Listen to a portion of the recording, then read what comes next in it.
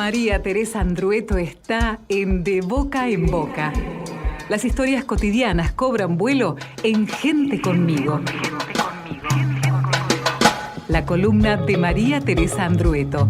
La podés escuchar los miércoles desde las 15 por Radio UNDAP.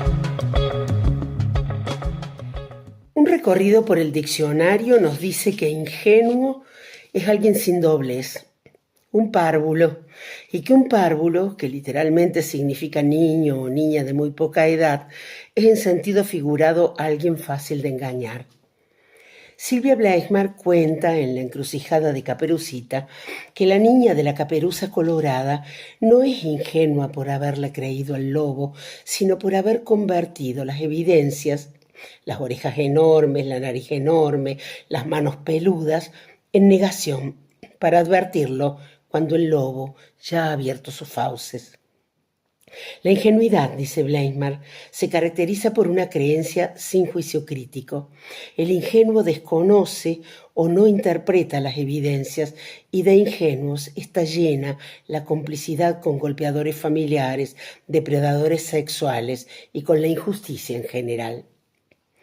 En estos días, siguiendo el femicidio de una niña, nos hemos asomado al abismo y vislumbrado la enredada trama de protección política, legal e institucional que sostiene lo que nos espanta.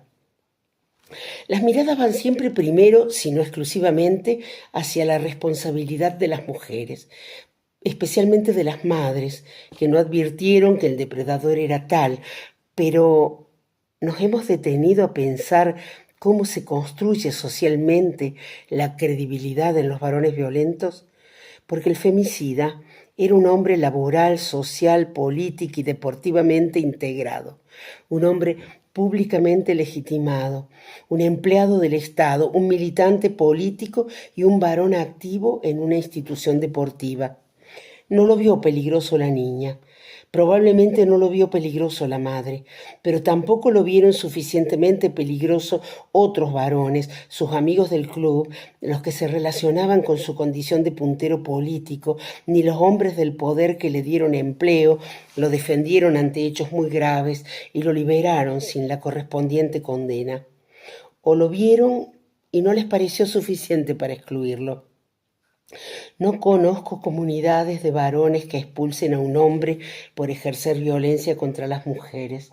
La integración social de los violentos es extraordinariamente transversal, dice en las redes María Mondelli, psicóloga social y psicoanalista.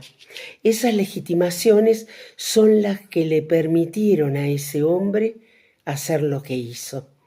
La fratria, o cofradía masculina, como la llama Rita Segato, con todos los mecanismos que camuflan la violencia de género entre varones, con todos los que integran y protegen socialmente a los violentos, los mismos que culpabilizan a las mujeres e incluso hasta las niñas por no advertir las señales, por no criar bien, por confiar o estar desatentas.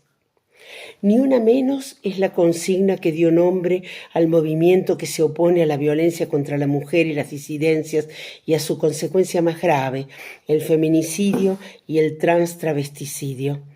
La marcha con ese nombre se realizó por primera vez el 3 de junio de 2015 en 80 ciudades del país y se hizo nuevamente esta semana. El inicio fue el asesinato de Kiara Páez, de 14 años, el 9 de mayo de 2015. Kiara estaba embarazada, había decidido seguir con su embarazo y el padre, Manuel Mancilla, de 16 años, la mató y enterró el cuerpo en la casa de sus abuelos.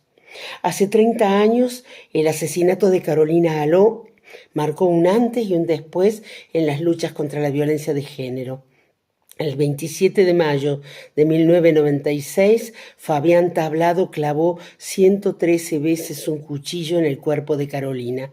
Él tenía 20 años, y ella 17. Eran novios desde hacía 3 años, vivían en San Fernando y estudiaban en Tigre.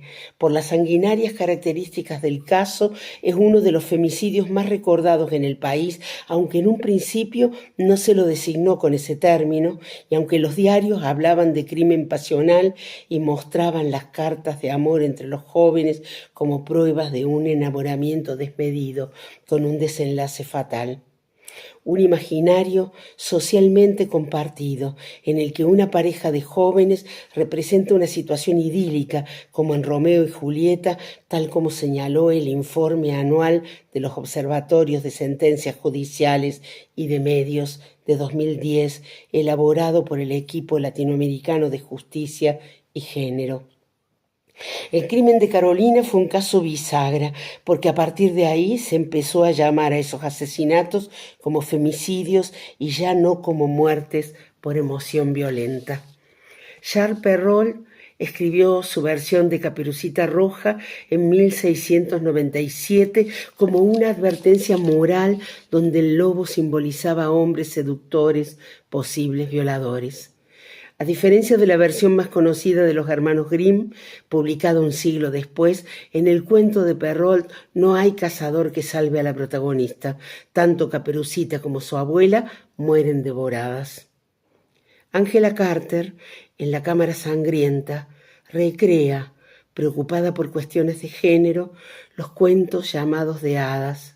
Admirada, estudiada, imitada, Carter escribe relatos de refinada factura, en los que las protagonistas rehacen las reglas y los finales de los cuentos, abandonando el rol pasivo que se les impone. Grácil y tenebrosa, su escritura lleva al lector por los sótanos de devastación, por lugares donde desde antiguo los depredadores acechan. Hasta la próxima. Los derechos se toman, no se piden. Se arrancan, no se mendigan. De boca en boca por Radio UNDAB, para que hagamos nuestro el derecho a la comunicación. Yo vivo adentro de la tierra.